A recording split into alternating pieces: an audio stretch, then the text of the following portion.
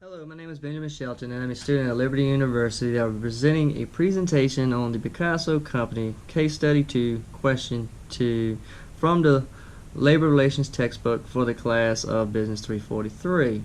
Now, the main question here would be, did the selection of Mary Younger violate the contract? A little bit of background here. The Picasso Company's paint gun factory operates 3 shifts of machinists who are represented by the Lodge 821 of the Association of Machinists and Aerospace Workers. The manager, Sharon Murphy, was given the task of selecting an employee for the first shift leader position and soon developed a list of qualifications for that position. When the position was posted, there were 2 applicants: Machinist First Class Robert Elder, the seniority date March 10, 1987, and Machinist Second Class Mary Younger, seniority date July 6, 1991.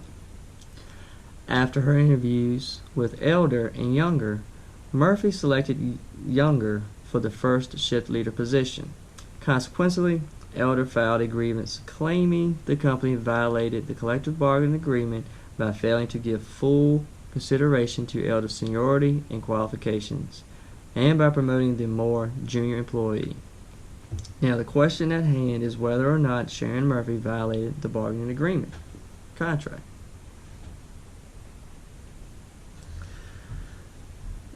Now, to answer this question, we'll have to review the relevant contract provisions, seniority, the employer's rights and responsibilities, reserve rights doctrine, and their qualifications.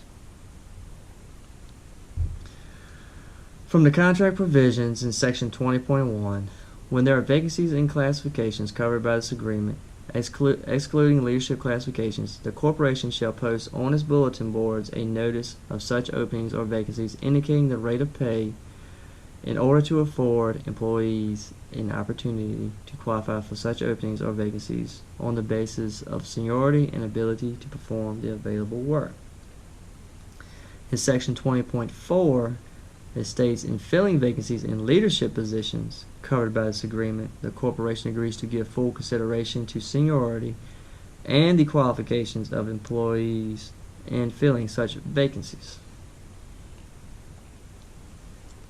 Now, seniority basically means the length of employment with the employer that is objective and also resonates with the basic ideas of fairness.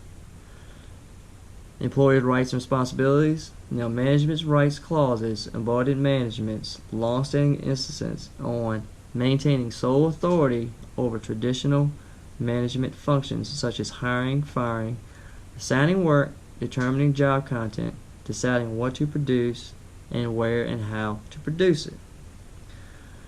The reserve rights doctrine basically states that all management rights not explicitly limited, restricted, or modified by the union contract are reserved by management. As we look at their qualifications for Robert Elder, he was machinist first class. Seniority date was March 10, 1987. However, he did lack schedule flexibility, interpersonal skills, initiative, and communication skills. For Mary Younger, she was a machinist second class. Her seniority date was July 6, 1991, who had schedule flexibility, interpersonal skills, initiative, and communication skills.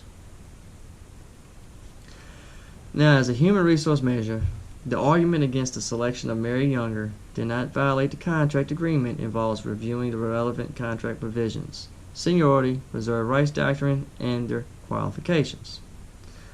From the contract provisions, Section 20.4 states, in filling vacancies in leadership positions covered by this agreement, the corporation agrees to give full consideration to seniority and the qualifications of employees in filling such vacancies. Now, Sharon Murphy did give consideration to seniority, but also look at the qualifications as a determining factor. Now, according to the United States Department of Labor, in applying seniority to a leadership position, the major problems are definition of the area within which seniority rights shall be exercised, that is, plant, department, or occupational unit, and the degree to which factors other than length of service shall be considered.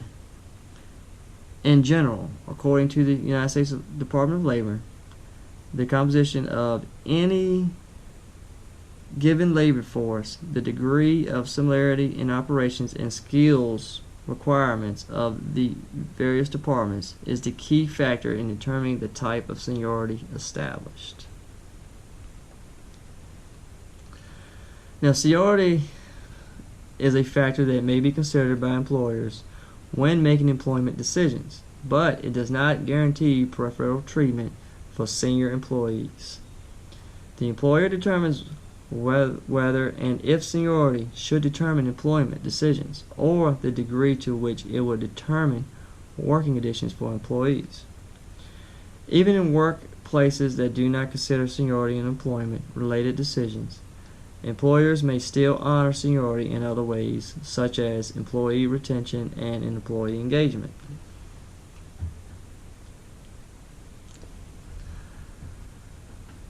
And see here, the employee rights and responsibilities. Management rights clauses reserve certain rights and responsibilities to management and specify the exercise of these rights and responsibilities shall not be the subject of negotiations, grievances, or arbitrations.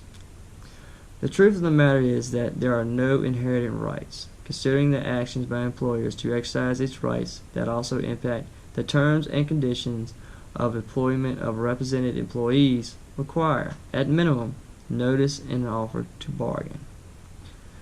When terms are not explicitly outlined in agreements, organizations open themselves to the possibility of grievances on the grounds that management actions are both unenforceable and subject to the Myers-Brown Act.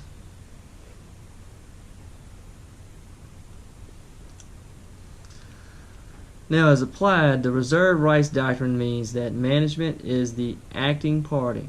That is, that it makes and implements its decisions without prior consultation with the union.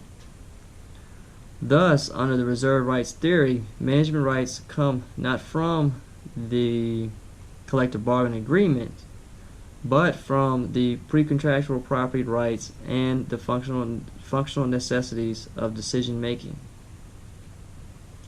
All management rights are not explicitly limited, restricted, or modified by the union contract are reserved by management.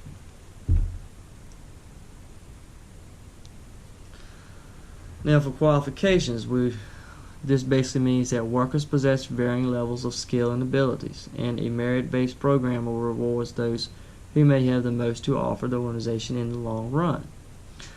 While seniority offers the benefits of greater experience, this does not necessarily equate with more ability.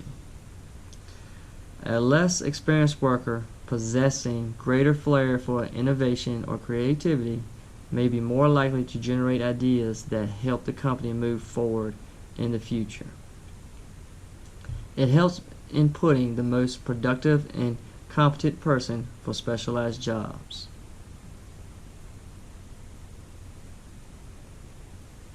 So, it is evident that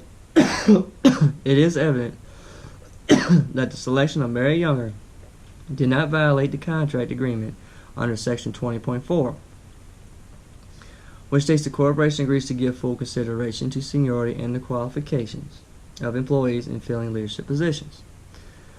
Through interviews and evaluations from their supervisor, it was evident that Mary Younger had more characteristic qualifications that met the job criteria than Robert Elder.